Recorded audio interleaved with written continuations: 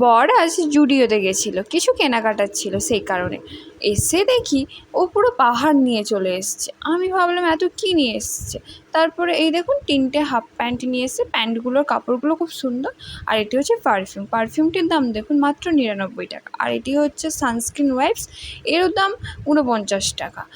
তো প্রথমে ভেবেছিলাম ভীষণ দাম, কিন্তু তারপর দেখলাম দাম একেবারেই কম। এই ফেস ওয়াশটা হচ্ছে 99 টাকার দাম।